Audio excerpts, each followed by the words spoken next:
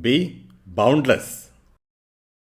Hi, welcome everyone once again to the next episode of Be Boundless.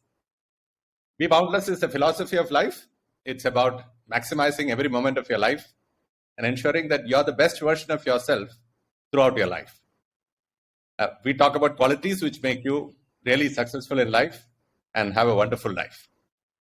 So today we have again Shant with me. Hi Shant, how are you doing? Good. How are you?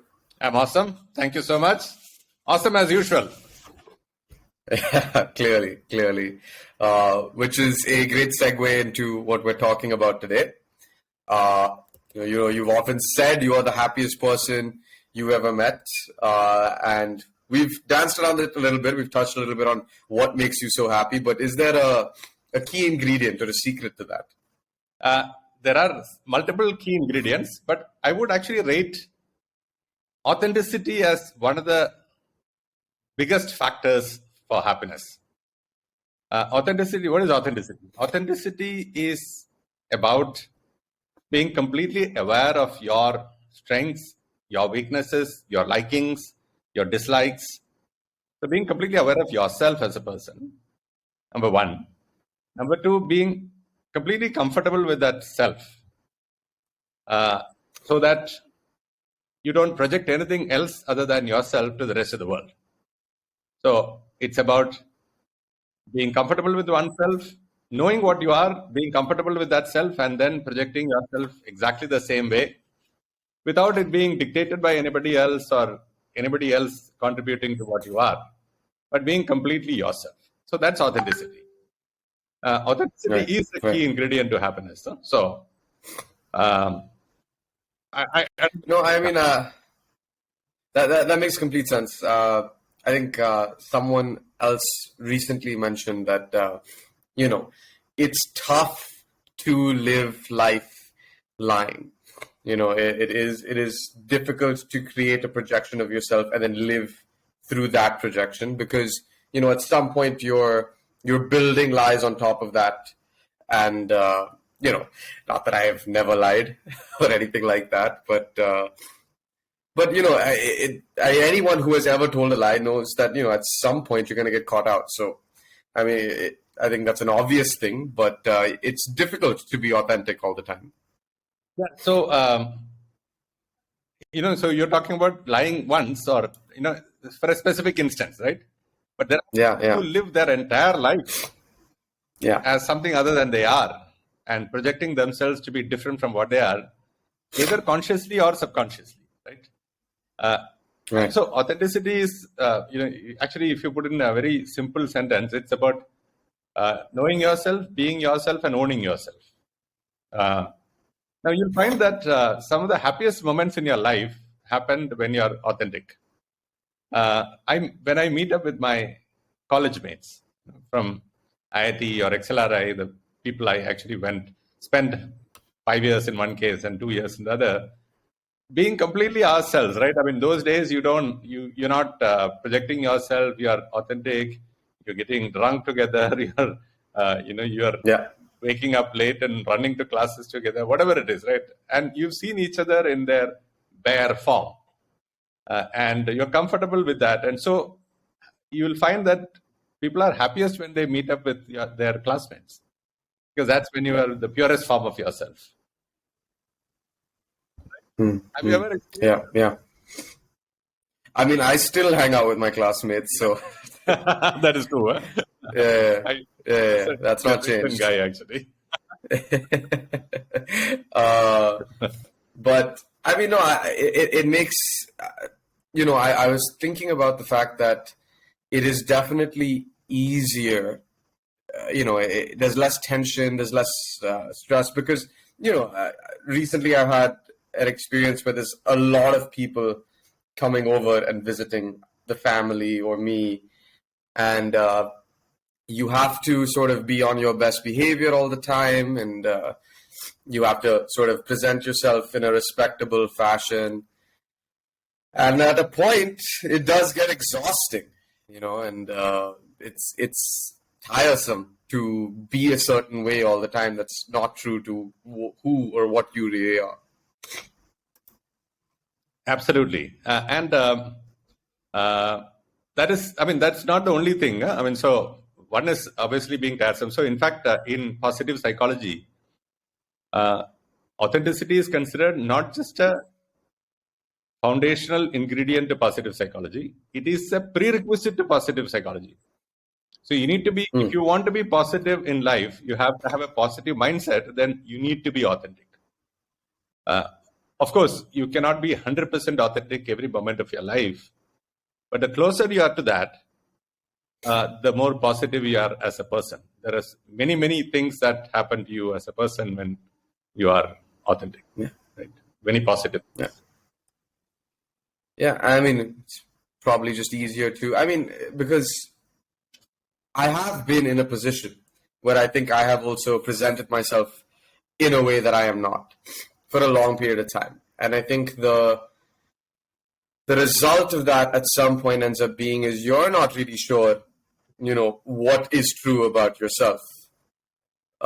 It's very easy to get lost in that, and then that weighs on you. I mean, if there's any part of you that's human, the guilt or the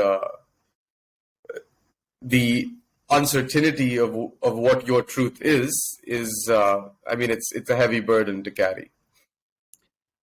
True. So I will give you some examples of why authenticity is important, not just for happiness, but also for professional success.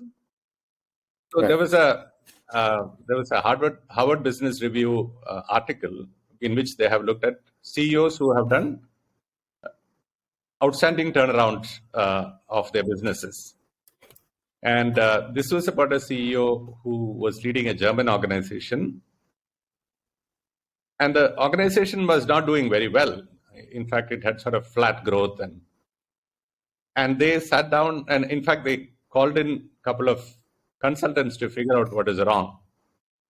The consultants found out that creativity is low in the organization. And also, they found out that the CEO's personal style of operation, in which he was being very directive towards his subordinates, made other people clam up, and they were not opening up, or they were not taking charge of the situation because they were always expecting the CEO to anyway give directions. Now, this report was given to the CEO.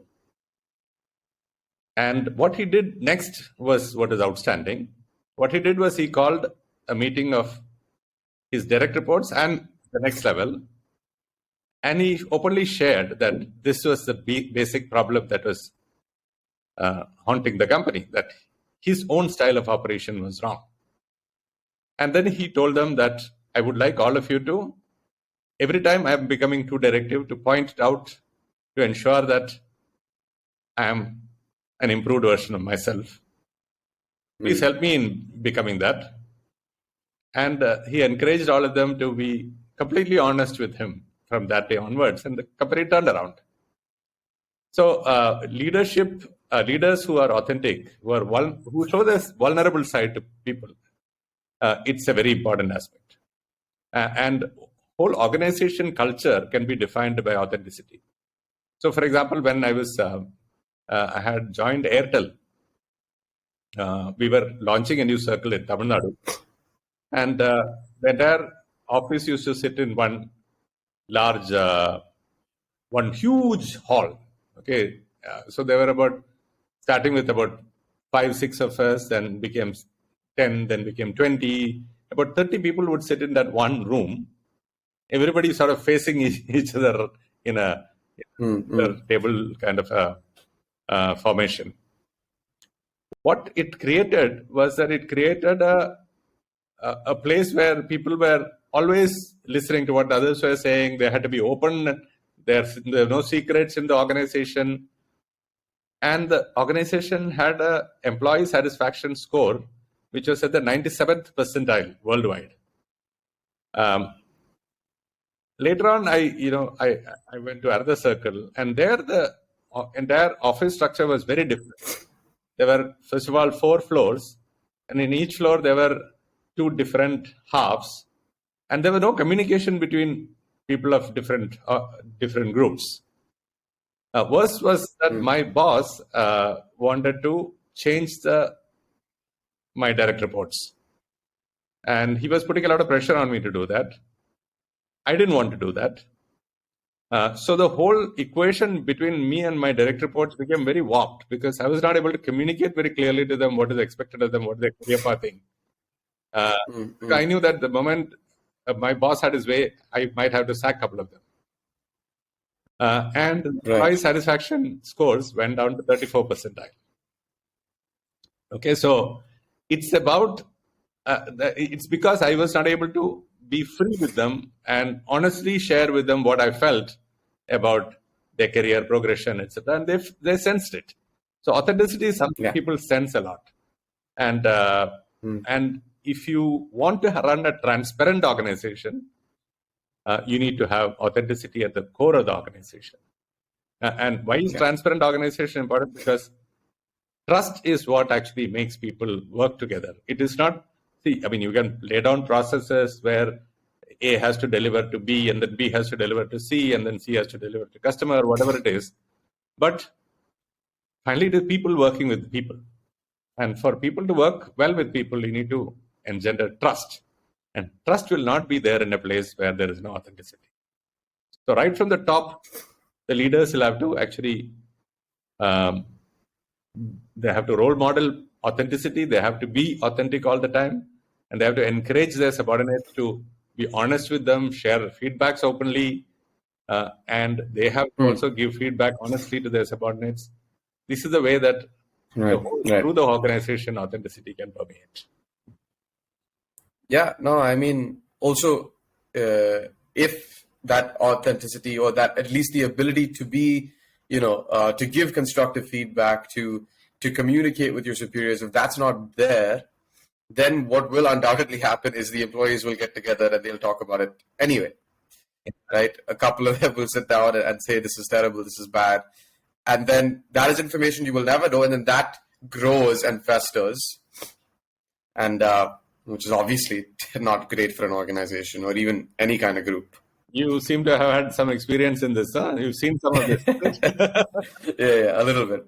I may have talked a little bit as well, but but I mean, it's very clear. I mean, even even if you're a teacher, if you're teaching and you're extremely controlling and not able to communicate with your students with respect, with some form of equality, you're going to be that teacher that 5 years from now, they're going to be like, you remember that guy, how terrible he was, the things we used to do in his class.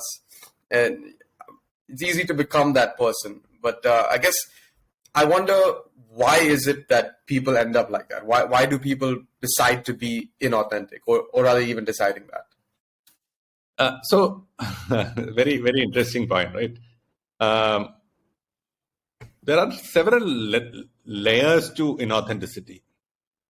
There is the ability to know yourself. And some people actually don't really know themselves fully. And that causes them to behave in ways which is not true to themselves. Some people have gone through life experiences which are very intense in childhood or during school or whatever, right? And then what happens is they develop defense mechanisms which curtail their full expression of themselves. So if you have had a parent who is very controlling, chances are that you will always want to project a good side of yourself, which is not really what you are, or not express what you're really feeling because you're scared of your parents. And that sort of gets taken to the next level when you become an adult. Right. It's logically sort of it increases. So one is about not really knowing what you are. So that is a part which is far more difficult to fix actually, because you have a blind spot. The second part is where you know what you are, but you are not comfortable with what you are, and hence you project yourself differently. That is relatively easier to fix, but even that takes a lot of doing. So, see, the advantage of authenticity is that people who are authentic are very powerful, actually. in the sense they are, first of all, open to any kind of criticism. They have no problem with that because they look forward to criticism because they want to know what their weaknesses are and their strengths are. They also realize that everybody has blind spots, and it's only others' feedback which can help them in understanding their blind spots.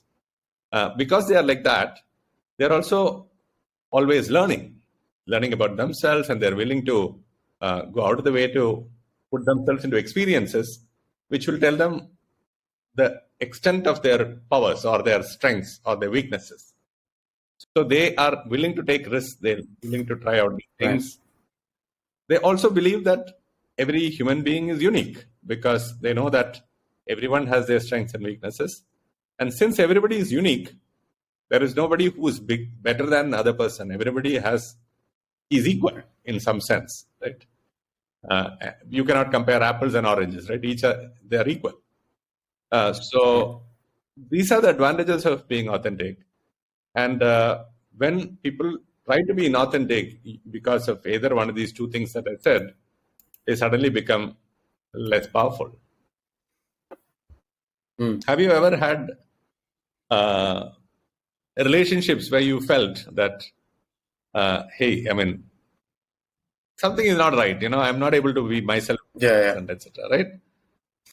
Yeah. I think, especially if I think back to, I was going to say younger days, and I was going to get laughed at, but when I was, let's say, very small, when I was very young, I distinctly remember having a couple of friends who, their parents were very well off, or they were from a certain place, they talked a certain way, and because I wasn't comfortable with myself, because I thought that I had to be more like them, it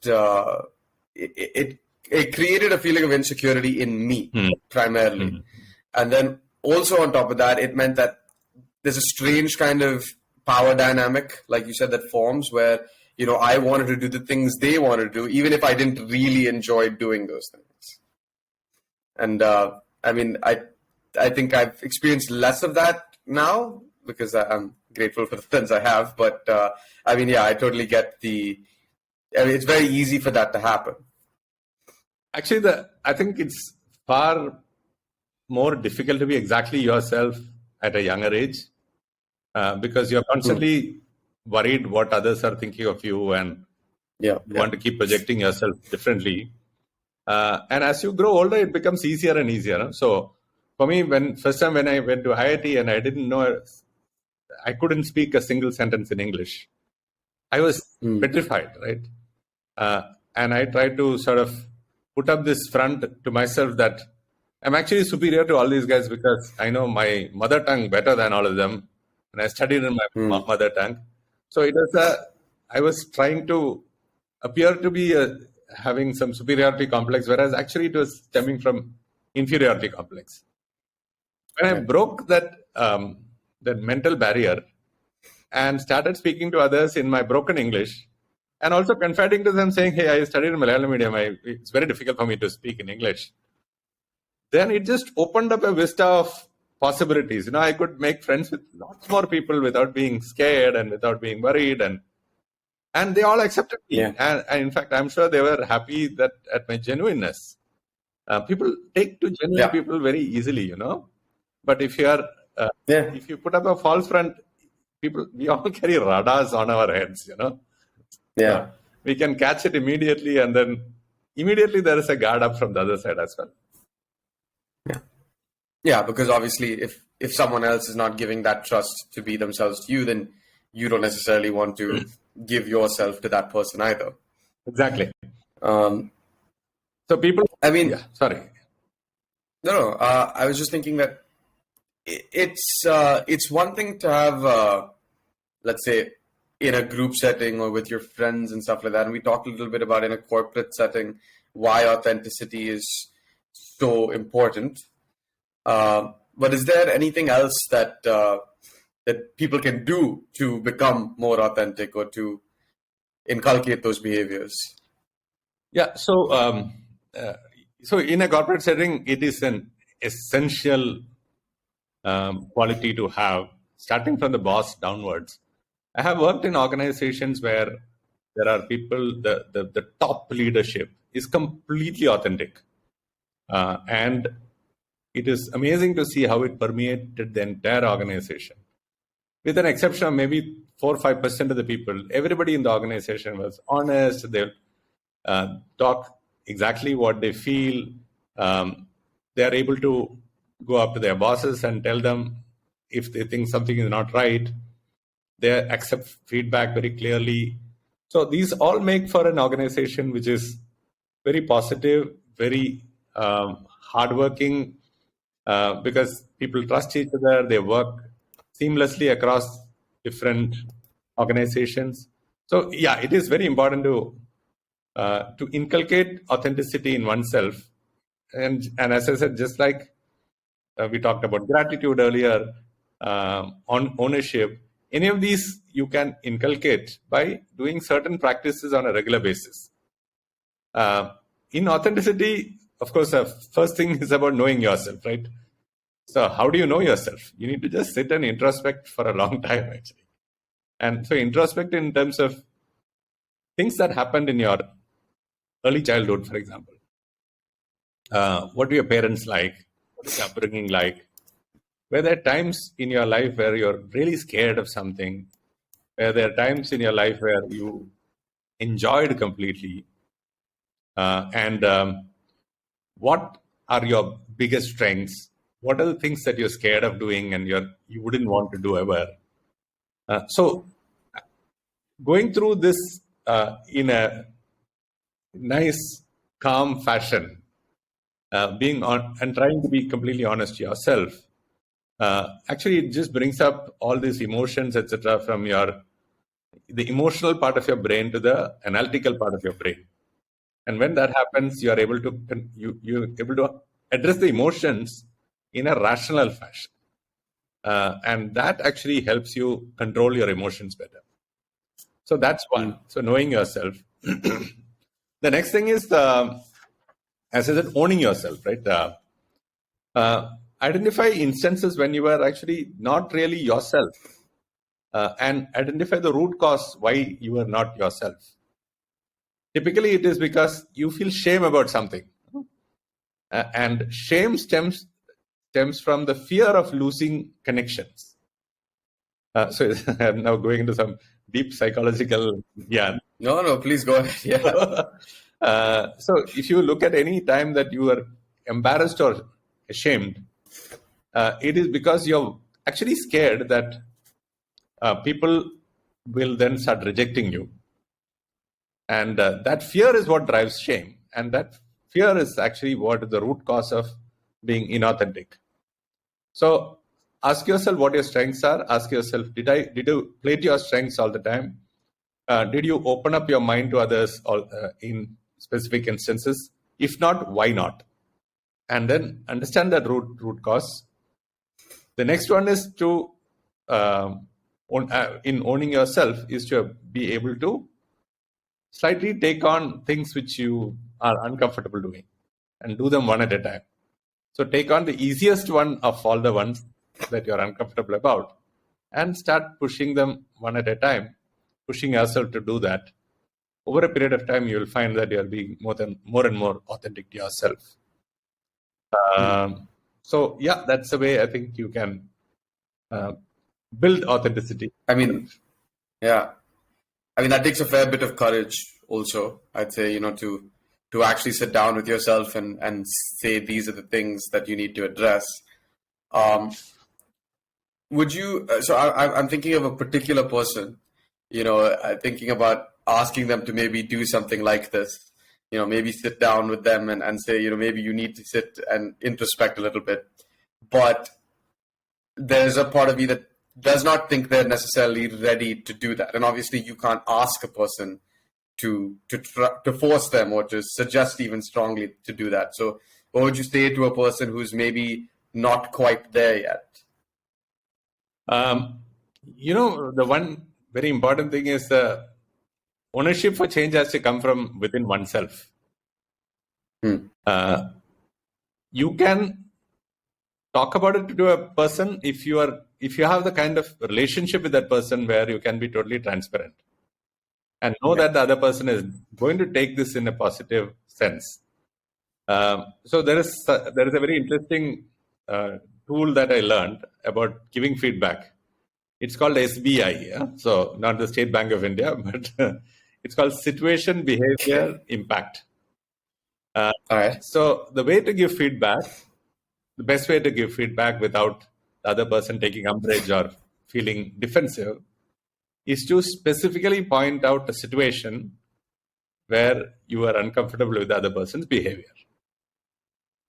So you need to have facts. It is not about feelings. You can't say, "Hey, dude, you suck." That's not going to help.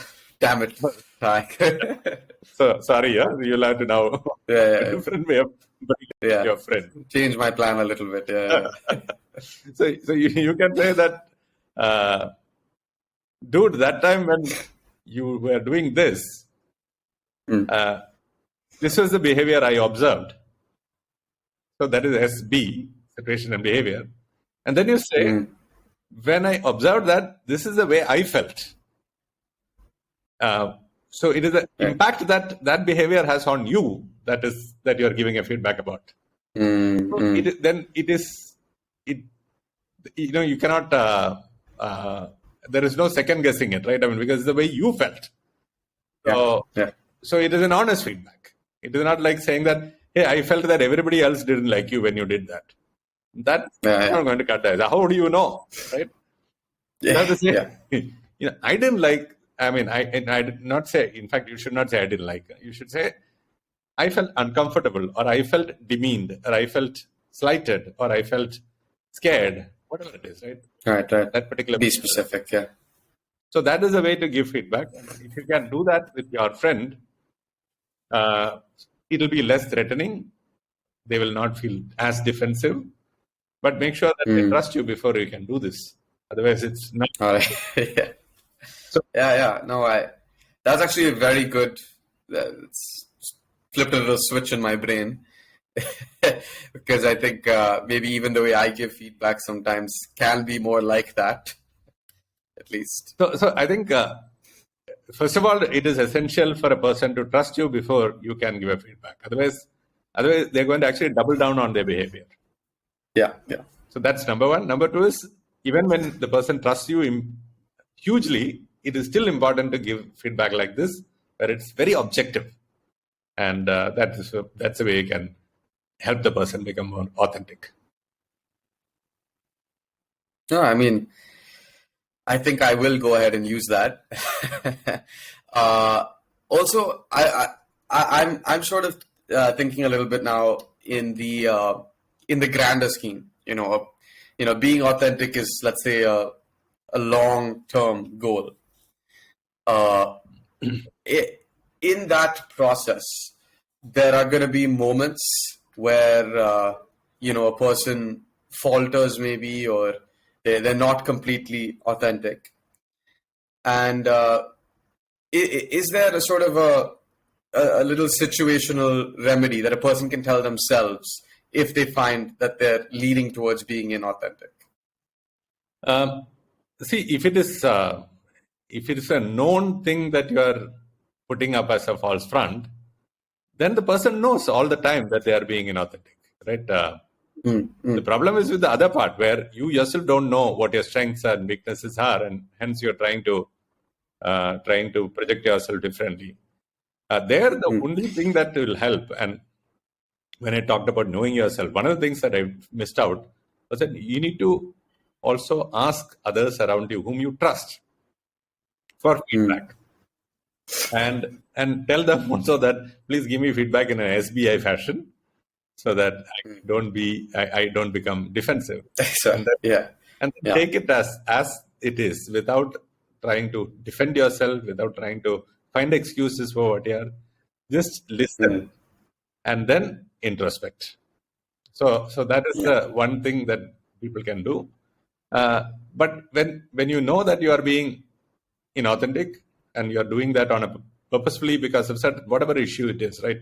either to make somebody happy or to make sure that status quo is maintained, or because you don't want to use connection or whatever it is, right? Then you are always uncomfortable and you know it, right? So what you need to ask is, Sure. which are the easiest, the lowest lying fruits which I can pick, and then pick Right. them one at a time and then do that. So I consider myself fairly authentic, but I know that at least 10-15% of the time I am inauthentic. And that's primarily because I don't want to lose connections with somebody. I don't want the relationship to get Right. hurt a little bit in this way or that way. I don't want to rock the boat. I'm by nature, I am a person who likes a lot of peaceful relationship. I don't like to stress out a relationship, but sometimes you have to, because then only a relationship will become actually nice, including with your spouse or your children or your parents.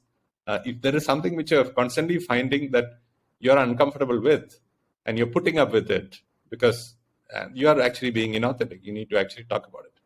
Or the kind of work you do, by the way, that's very important, right? If the work you do is playing to your strengths most of the time, you will enjoy your work.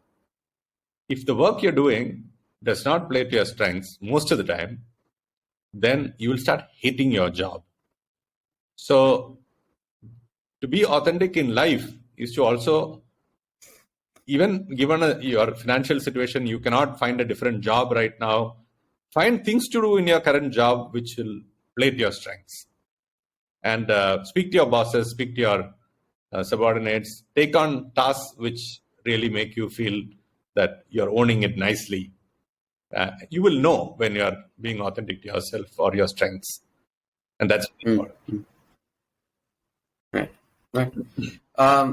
Yeah, because, we were saying in the beginning as well, I think if that environment is created as well, then it is easier for people to do that. Just if your superiors or your colleagues or peers are encouraging you to do things that you might be comfortable with or you're good at, that'll actually open you up more, and you might even be willing to try to do things that maybe you're not so comfortable with. I remember an instance where I had a particular role at a job where it was primarily just to do one thing, which was writing. And then at some point, the group of people, at least, they were very sort of encouraging. Oh, this is the type of writing that we really like from you. Then they kept giving me projects that were most associated with that. And that actually made me feel like, okay, if I can do this, maybe then I can do all those other things. It's sort of laying a foundation, building up a person slowly, especially in an organization that can make a lasting impact on that person. Absolutely true. Huh? So people who actually get a job which is playing to their biggest strengths are very lucky, because they get a head start, which is very nice. But anyway, even if you're not, that doesn't mean you should not stay there, right? I mean, you should continue to stay there and not move to the other more jobs which are more playing to your strengths. So Who Moved My Cheese is a very interesting book to read if you want to look at how to change your life. It is a 20-page book with about 25% of it being illustrations. So so it's a very easy read. My type of book. But it's a read, but it's a book which will actually make you introspect a lot. I changed the job after I read that book, by the way. Yeah. Okay. So that's how it is. Yeah. Okay. Well, so we've been here a while talking about authenticity. Any final words to tell our listeners? So authenticity is about owning your own story, So own your own story, because that way you can write the ending yourself instead of somebody else writing your ending for you. And I need to quote, this is when I quote grandly Shakespeare, right? I was trying to sort of mug it up so that I can quote as if I always read Shakespeare like back of kind of thing. But I don't know the full quote. But it's a very important quote which I The first part of it is very, very powerful, actually. This above all, to thine own self be true, and it must follow as the night the day, thou canst not be false to any man. Basically, it says that you be true to yourself, and that is the best way to be completely truthful about yourself to everybody else around as well.